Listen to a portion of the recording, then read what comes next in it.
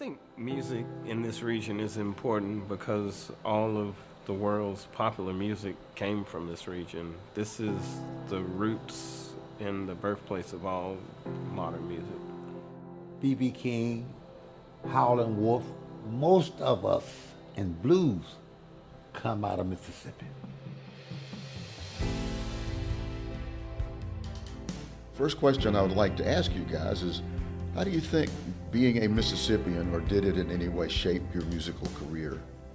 Absolutely. Well, I think there's a certain spirit about the state. It kind of felt like a crossroads between a lot of different styles of music. The blues, country, the storytelling genre, and also a little bit of rock and roll mixed in. So because both of our parents also grew up here, so much of Mississippi influencing them influenced us. And also, I remember music education here in the state. It was very, very important to all three of us. This is the birthplace of America's music, and that everything in America's music comes from right here in the Delta. Finally, Mississippi embraced the museum, embraced the music and the people who do the music. We had a unique sound. Pops started giving us voices to sing that he and his sisters and brothers would sing when they were down here in Mississippi.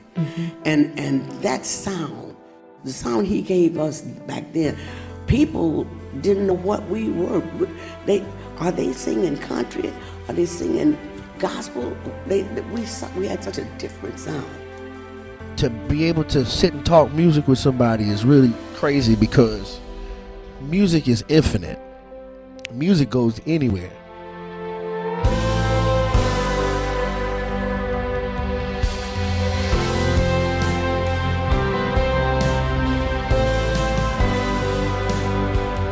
This is one of the most advanced music museums in the world, and for it to be right here in the Delta is phenomenal. And for the kids at Delta State to just be able to walk across the street and visit the museum, I mean, I wish I had that when I was young. We must teach our young people and teach the people who come in, come out, go in, and come back in. Let them know that this is where it all started from. You all should feel very proud that you come from a very rich history and the beginnings of what created the foundation of popular music around the world.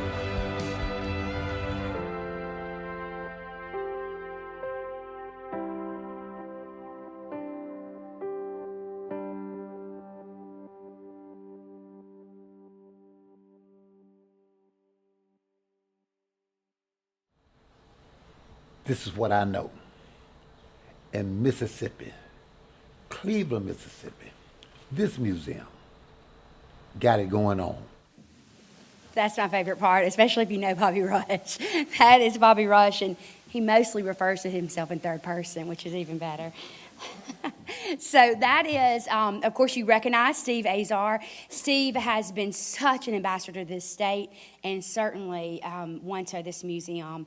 He has helped us so much. That was him performing at grand opening. We have done many things with Steve, and I'll talk about that in just a minute in some of our summer camp things. So this is a little snapshot of just some things that we have done in our 3 years of opening. We just celebrated our 3rd year anniversary.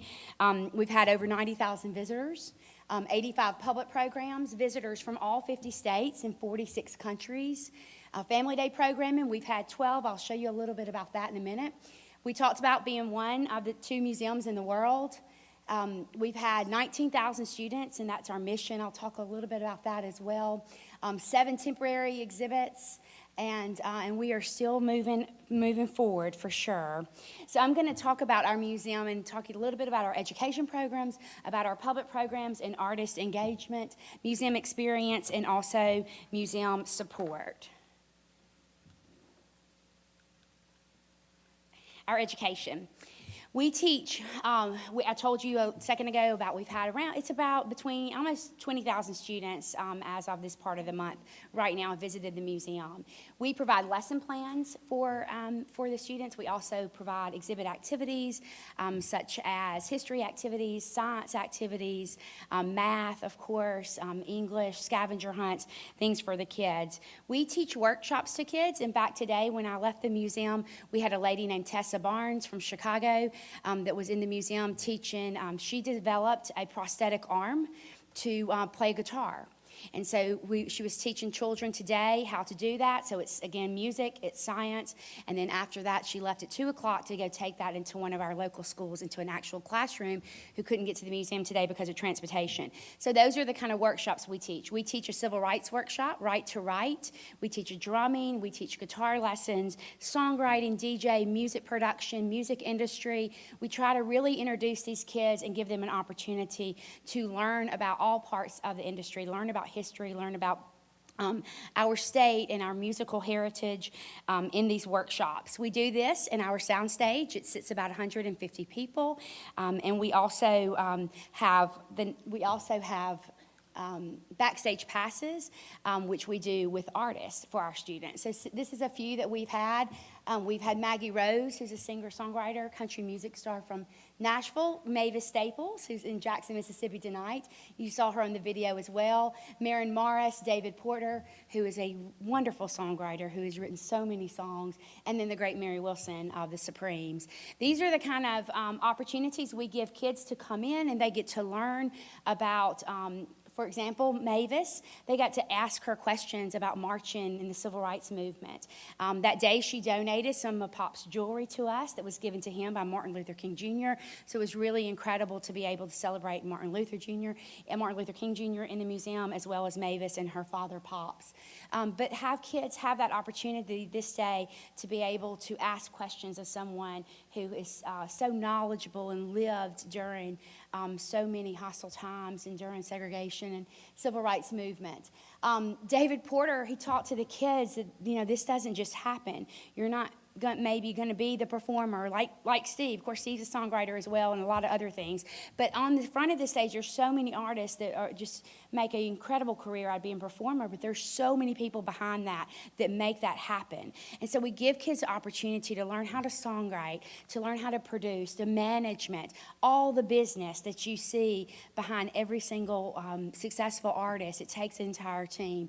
And so giving kids that opportunity to say, hey, I may not have the voice, but I have some other talents and some skills, and this really interests me. And it develops the entire person when you're looking at music and arts education. And so we really try to provide that.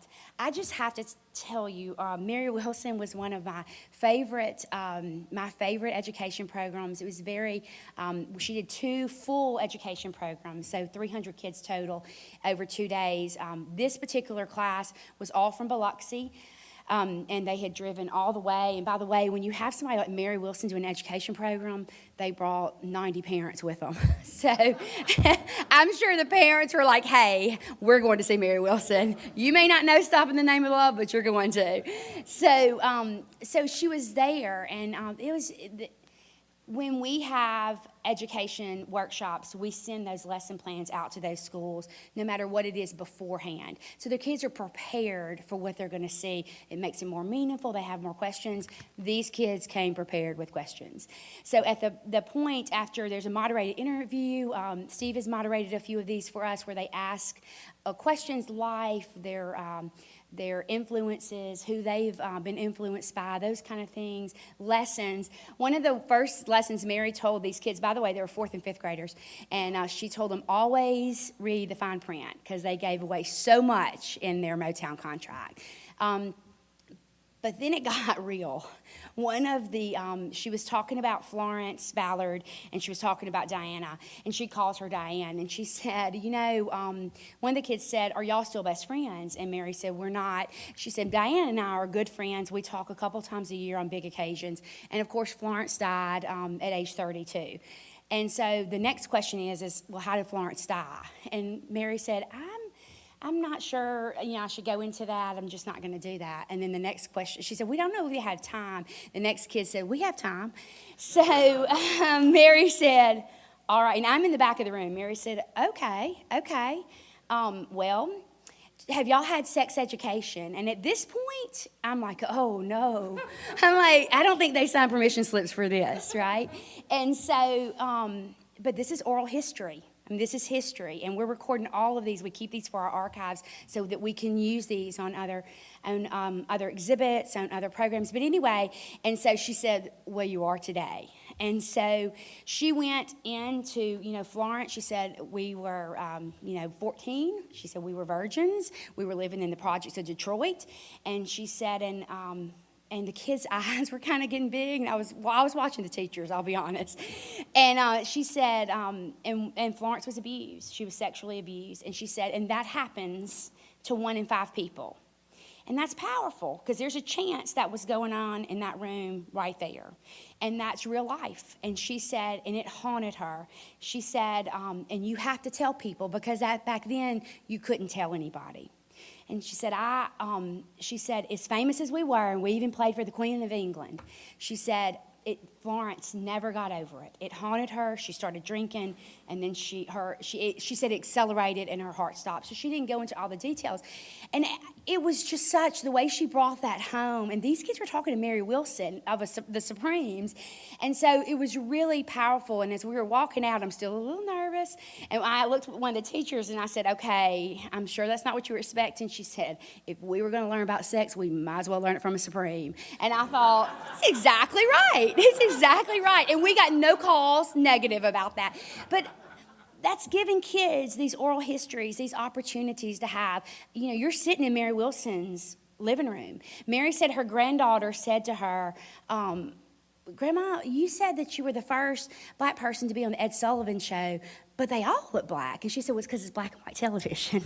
But you know what I mean? I mean, it's history. And so we give kids those opportunities. And then the artists stay over, and they do public programs, which I'll talk about in a minute. So it's really powerful to be able to give people these kind of opportunities. Did I already show this one? Look at me. Yes, I did that. So I'm going the wrong way, maybe. So I'm not a tech person, just so everybody knows. There we go. All right, this is just some of our education in action. That is Cedric Burnside from the Hill Country. And so he's over there. That is actually on National Drumming Day, which is November 30th, teaching lessons and teaching drumming lessons. He's a 2-time Grammy nominee. This is the Los Angeles Guitar Quartet. They came and did a guitar workshop for our kids. We have summer camps, and this is our 3rd year to do summer camps. Our first one is Music Revolution Project. This is for ages 15 to 20. It's really an intense singer-songwriter workshop. Last year, I think, we had kids from 3 states and from the state of Mississippi.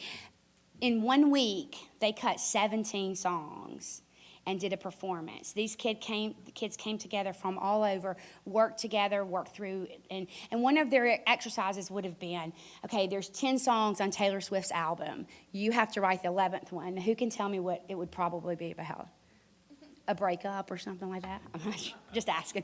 But anyway, and so those are the kind of exercises, and they would work through that. They would write these songs together, and it was really, really incredible to see the end of the week performance.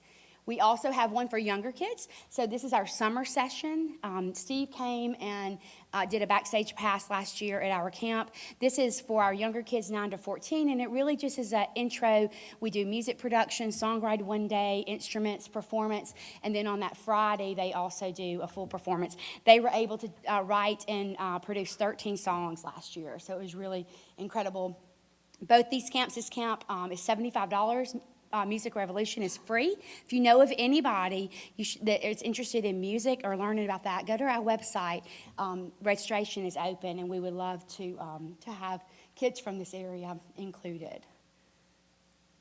Public programs, artist engagement. We have had a bunch. We've had over 90 public programs. Am I doing that or you? Or do I just need help? Okay, here we go. Public programs, we've had over 90. A lot of our education programs, the artists will stay over that night and do a public program for the community. We've had Jimmy Vaughn the day that we opened up his brother's exhibit in the museum, Stevie Ray, Shannon McNally, Peter Frampton, Nigel Hall, Jeff Emmerich, sound engineer for the Beatles. He did Sgt. Pepper and Abbey Road. So just recently passed, within maybe a year. Eddie Willis, does anybody know who Eddie Willis is? I know some of you do. One of my favorite public programs in oral history. Eddie just passed away this past fall. He was the last original funk brother, played on every single Motown album, Lifetime Achievement Award winner, Grammy winner. If you've not seen Standing in the Shadows of Motown, that is an incredible documentary. I'm getting a thumbs up down here. And we were so honored to have Eddie come and give an oral history in a community and also an education program at the museum. So it really gives us opportunity. We do panel discussions with artists. We also do film screenings. We've had some book signings just last week. Week before last, we had Jim Weatherly, and of course, writing all the wonderful songs he's written, including Midnight Train to Georgia, of course, but also his book. So we've done programs like that. Family Day programming, we've had 12. We do live art, live entertainment, art, performance, workshops with kids. We do this in partnership with Delta Arts Alliance. Also, we have a grant that helps supports this through King's Daughter's Son Circle 2. That helps us provide money. And we have half-price admissions. Some of them are free admission. By the way, the one coming up is May the 4th, be with you. It's on May 4th, get it? But anyway, we're going to celebrate all the music. And so many Grammy Award-winning music in movies, of course. And so we do a lot of music in the movies. And so family day activities where families come together, they sit on our front porch, they listen to live music, they do workshops with their kids, do arts, and then just enjoy being together. We also had Kids Rock the Red Carpet. This was an annual event. We just had our third one where kids get the opportunity to walk the red carpet. They get to dress up, dance, do all sorts of fun activity at the museum. Exhibits, our museum experience, about 50% of all of our exhibits are interactive. And it's incredible, some of the pictures that you're seeing here, the dance floors all the way on the right. We have a life-size 98-inch monitor. So there's only 2 in the country. One's in Cleveland. Neo teaches hip-hop artists. He teaches dances from Jackie Wilson to James Brown to Michael Jackson, and then one step-by-step of one of his own dances. That exhibit is the history of dance, so it goes over the history and all the different dances through the decades. Singer-songwriter pods, where you can write a song and you can send it to the producing pod. You can also, I don't think I should back up. You can produce it and then send it to yourself, which is really cool. One of the ones that is not, well, it was on the last slide, and I'm not sure how to get back. But I want to tell you about it. It's about Mississippi. It makes our museum the most advanced music museum in the South. It's, there it is, the top right. It has 6 monitors, 12 different spaces that you can listen to audio. And what's incredible about it, sounds like a river, as it should. It looks like a river. And you can explore all of these artists who are either from Mississippi, influenced a Mississippian, or has been influenced by a Mississippian. And so, for example, a lot of the kids, as you can imagine, the most likes on our table is usually Taylor Swift, because we have so many kids. But then you read about Taylor, you see some videos, and you see her awards. But then you see, okay, who is she influenced by? How is she tied back to Mississippi? And then you click on faith, and a lot of people have obviously no faith, and of course, one of our Mississippians as well. Then you click on Patsy Cline, not from Mississippi. And then you're like, kids are like, who's Patsy Cline? And then even better, you click on Hank Cochran. Who can tell me who Hank is? He wrote so many of Patsy's wonderful songs. He's from Hollandale, Mississippi. No, he's from Isola, Mississippi. Ben Peters is from Hollandale. But then they're learning. They're clicking back. They're learning history. And they started with Taylor. And they were able to dig back into our history and figure out who influenced Taylor today and how that relates to Mississippi. It's incredible. Steve's on our table. Y'all should come see all his influences and influencers. But it's a great exhibit, and we are really, really proud of it. Temporary exhibits, about 15 to 20% of our exhibits celebrate temporary artists that we have there for about 4 to 6 months. We've had 7 to date. Legends of Motown, I told you Mary was in the museum. She came for the opening of her exhibit. Pride and Joy, the Texas Blues of Stevie Ray Vaughan, one of my favorites by far. Incredible. The Taylor Swift experience was incredible. It brought in a whole different group of fans, but what was really neat about her exhibit is grandparents brought the grandkids, and then they left fans, because her story is powerful, and how hard she worked, and her accomplishments as a songwriter, and through everything, and we were able to share that. And so grandparents left as fans, and that's exciting. And then, of course, that's Jeff Emmerich. He was here when we opened the Beatles, and that's, ladies and gentlemen, the Beatles. We also have John Lee Hooker. We celebrated John Lee Hooker on what would have been his 100th birthday. He was our first Mississippian to be celebrated in that museum. We also have an exhibit on Michael Jackson as well. And then our current exhibit, and one of the things was so cool about Stevie Ray Vaughan is when Jimmy was there and helped us open it, we just closed the Beatles, so Stevie was our second exhibit and in the museum, and it was wonderful to hear Jimmy's stories about every single artifact, because they were all belonged to him except for one guitar that was in there. His number 1, he's called it for his first wife. It was in the museum. His cross that he was wearing when the helicopter went down was in the museum. It was stolen from his body, later returned to Jimmy a couple days later. And so, you know, Jimmy, when he left that museum that night after his performance, he wanted to go back in there one more time, and he looked at me and he said, "I need you to take care of this. This is all I have left to my brother." And it's just very powerful when you think this isn't just things.